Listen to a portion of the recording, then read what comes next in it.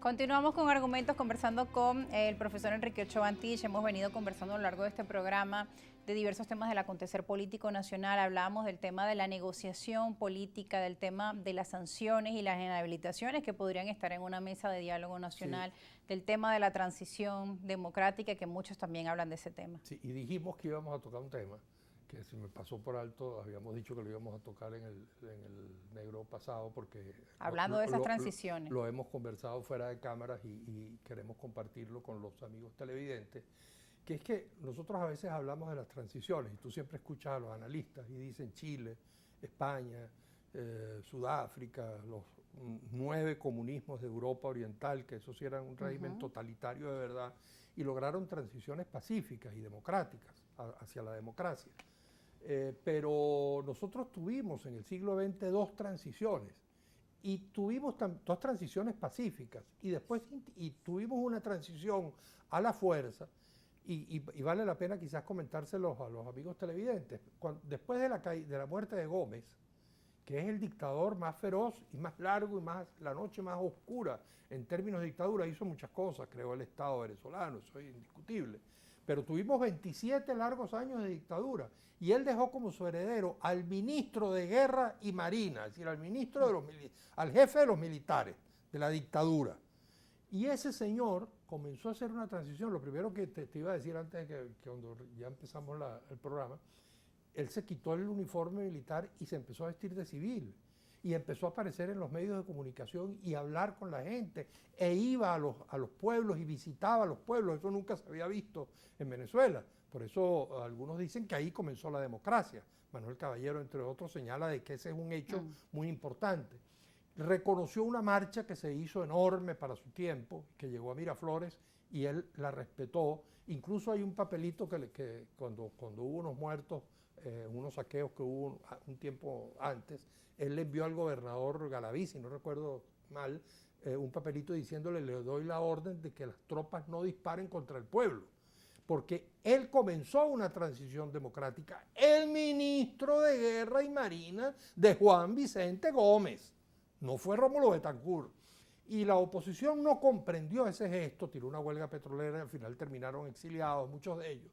Y hay testimonios escritos de Betancourt, como Betancourt reconoce autocríticamente, y en ese momento también se daba cuenta de que había que valorar lo que significaba López. Y comenzó una transición democrática, que después de López vino Medina, y ya eso era un país, se puede decir, democrático. No había presos políticos. La primera decisión que tomó López fue sacar todos los presos políticos. Con Medina no hubo un solo preso político. Estaba incluso legalizado el Partido Comunista, que antes no se permitía, que incluso apoyaba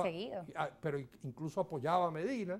Y después Acción Democrática intentó una transición a la fuerza el 18 de octubre y derrocaron a la fuerza a Medina. Y bueno, se podría decir que esa es la transición que algunos quieren en la oposición actual, un derrocamiento a la fuerza del régimen imperante. Bueno, eso se hizo el 18 de octubre, y el resultado, ¿cuál fue? Un trienio adeco donde efectivamente hubo enormes conquistas. Esa sí fue una revolución de verdad: el voto universal directo y secreto, votaron los que no sabían leer y escribir, votaron las mujeres, reforma agraria, empezó a masificarse la educación, la salud, etc. Hubo una gran revolución, tres años, pero después hubo un salto atrás, producto de que el acto fue, como el propio Betancourt lo dice, fue a la fuerza, y no fue una revolución popular, sino un golpe de Estado militar. Y producto de eso, a los 3 años derrocaron a Gallegos, y tuvimos 9, 8, 10 años de dictadura perejimenista. Y después, cuando cae Pérez Jiménez, ¿quién es el que digamos, hace la transición? El comandante, cuando Pérez Jiménez se da cuenta de que no puede seguir gobernando, se va del país.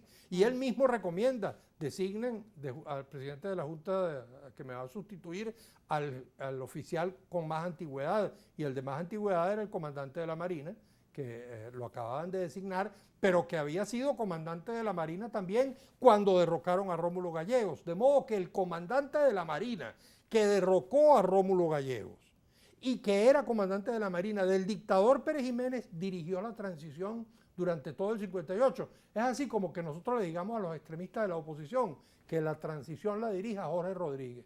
Dirán: ¿cómo se les ocurre? Eso fue lo que ocurrió el 23 de enero, señores, o que Padrino la dirija.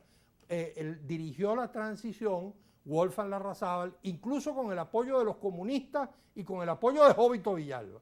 Y esa fue la transición que logramos de alguna manera pacíficamente, porque el 23 de enero no fue cruento y logramos una transición pacífica hasta tener la democracia. Bueno, gracias Enrique Ochoa Antich por hacernos esa revisión a la historia. Nos queda solo un minuto. Hay preguntas de nuestra audiencia. Bueno, lamentablemente, pero es importante el mensaje que nos da. Siempre es importante saber de dónde venimos para saber dónde estamos hoy y a dónde podremos ir. La perspectiva histórica es muy importante. Ramón Ramos, el líder, le decía, ¿cómo cree usted que la oposición podrá frenar la violencia? También hay colectivos armados, le comenta, hay muchos amparados por gobernantes. Sí, es así. Yo creo que hay grupos violentos de lado y lado. Creo que en los últimos meses se ha demostrado que hay grupos violentos en el gobierno que están agrediendo manifestaciones pacíficas electorales de candidatos de la oposición, y ojalá que el presidente Maduro me esté escuchando y que logre detener esa especie de deriva fascista que se está produciendo en el PSV. Y aquí el abogado Darío Lozada nos dice que se ha desvirtuado el pensamiento de Bolívar cuando dijo que la unidad hace todo y por lo mismo debemos conservar este precioso principio, un mensaje de unidad. Bueno, Bolívar hablaba de cese en los partidos y muchas dictaduras aprovecharon esa frase.